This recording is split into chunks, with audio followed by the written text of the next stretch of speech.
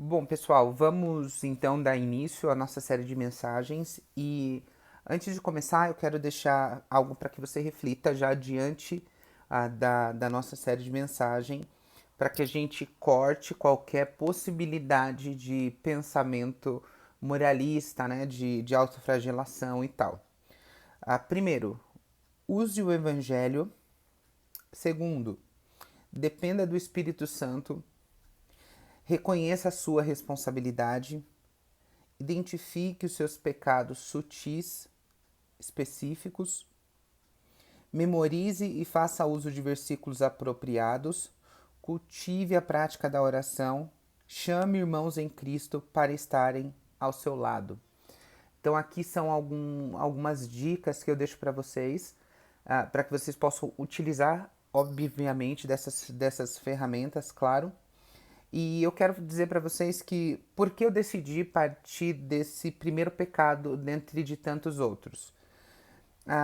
Eu penso, junto com o conteúdo de base que eu estou usando, o pensamento de base, o pensador que eu estou utilizando, que depois no final eu vou apresentar para vocês, eu acredito também que esse pecado passa desapercebido em todos nós, que é o pecado da impiedade, que é um pecado na realidade que todos nós, de certa forma, nós somos culpados. Aí você me pergunta, mas Robert, mas como assim impiedade? Se eu sou um cristão e eu não sou mais um ímpio? E muitas das vezes a gente acredita que impiedade tem a ver com pessoas que não professam a fé. Mas quando eu penso na palavra impiedade, a palavra impiedade ela quer dizer tudo aquilo que é contra Deus ou que não leva Deus em consideração. Uma pessoa ela é ímpia porque ela não leva Deus em consideração. Quando eu estou aqui dividindo com vocês essa questão, isso me faz pensar o quê? É nítido que dentro dos nossos ambientes de fé, tal, religiosos que sejam, nós estamos forrados por pessoas, até muitas das vezes nós mesmos vivemos uma vida ímpia. Ímpia é viver o meu dia, pensar, passar o meu dia, programar a minha vida, fazer todas as coisas como se Deus não existisse. E isso acontece muito claramente. Eu poderia perguntar para você hoje: você já pensou em Deus? Você já glorificou a Ele? Você já rendeu graças a Ele por esse dia, por tudo que você já vivenciou ou você vai vivenciar? Porque muitas das vezes a impiedade a gente pode definir ela de forma um pouco mais objetiva. A gente pode definir ela como viver sem pensar, ou pensar pouco em Deus, ou na vontade de Deus, ou na glória de Deus, ou na dependência de Deus. E isso não é difícil de notar que a pessoa pode ter uma vida decente e ser ímpia, uma vez que Deus é irrelevante no seu dia a dia. E aqui a gente pode notar que é óbvio quantas pessoas você conhece que passam o seu dia, vive o seu dia, não tem um tempo de qualidade. Você pode até analisar isso até mesmo dentro da sua casa, dentro do seu viver. Quantas vezes do seu dia você tem dedicado?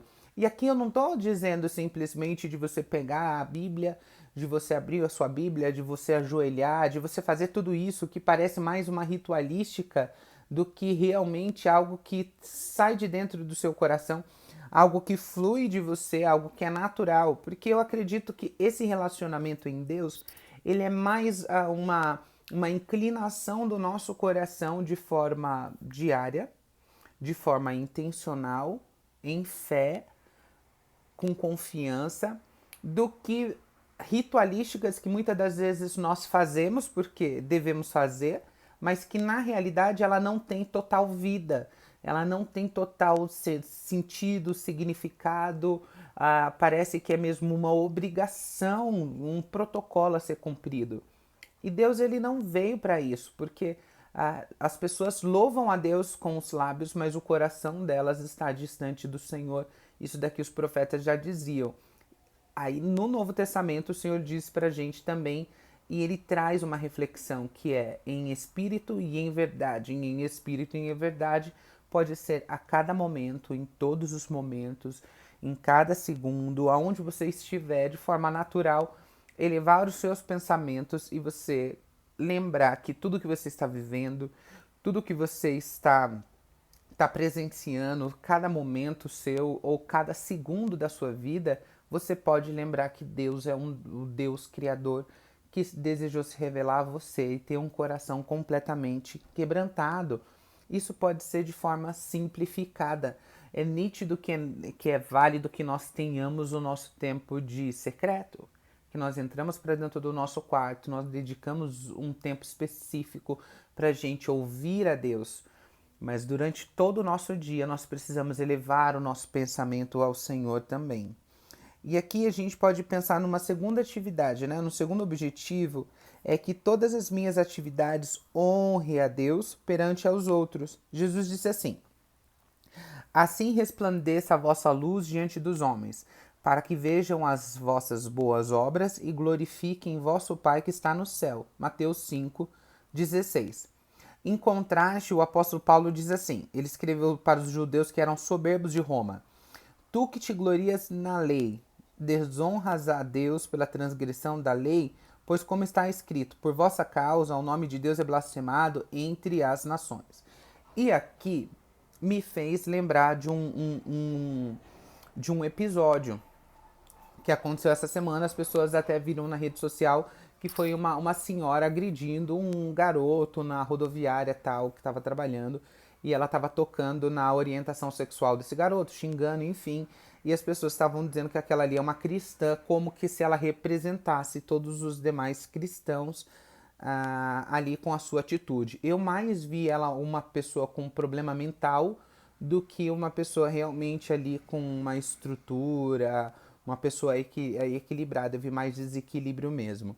Então, quando eu estou notando aqui, e o apóstolo Paulo está dizendo, né, que Jesus está dizendo que as nossas atitudes vão revelar o Pai, e o apóstolo Paulo está dizendo que as nossas atitudes fazem com que o nome de Deus seja blasfemado. Porque muitas das vezes vivemos de forma ímpia, sem pensar o que vamos fazer, o que Deus. Aqui eu poderia usar aquele título clássico, né? O que Jesus faria em meu lugar? O que Jesus faria nesse momento? Então, quando nós estamos com o nosso pensamento ligados, automaticamente o nosso dia a dia ligado, com a nossa mente voltada para as coisas que são do alto, trazendo Deus o tempo todo em nossa memória, em nossa imaginação, em nosso viver, com certeza nós faremos com que as pessoas possam ver as boas obras que nós praticamos e o Senhor seja glorificado com isso. E da mesma forma, a gente sabe que se todas as pessoas com que você interage no decorrer do dia sabem que você confia em Jesus como Salvador e Senhor, suas palavras e ação estão glorificando a Deus perante a elas. E aqui, ou será que não pensam o mesmo que um filho disse a respeito de seu pai? Se Deus é igual ao meu pai, não quero nem saber dele. Entende? Porque nós estamos rodeados por pessoas que estão o tempo todo nos analisando, até mesmo olhando qual que é o ritmo nosso de vida em Deus. Como um ditado simples, uma história, né? Uma história simples que nós ouvimos várias vezes, da criança estar com o pai na igreja, e quando esse pai volta para casa, chega em casa, o menino fala para ele: pai, por que a gente não volta para a igreja? E aí o pai pergunta: mas por que, filho, se você quer voltar para a igreja, quer morar na igreja, colocar a sua cama na igreja? E o filho responde para o pai: pai, porque na igreja o Senhor é outro.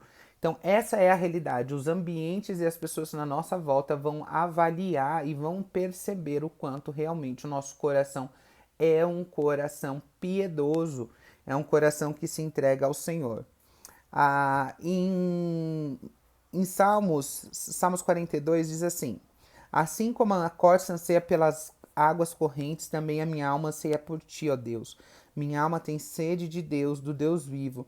Quando irei e verei a face de Deus? Esse salmo é lindíssimo, ele está sempre, né, vindo à tona, tem músicas com esse salmo, mas é esse anseio que precisa estar dentro dos nossos corações, porque só com esse anseio nós conseguiremos diminuir o efeito e conseguiremos a conseguir aplacar os demais pecados ocultos. Eu poderia sim citar aqui alguns só para demonstrar para vocês, como fofoca, sarcasmo, palavras grosseiras e tantas outras coisas, mas eu acredito que em última instância todos esses pecados, eles têm a raiz no pecado da impiedade, que é viver como se Deus não existisse.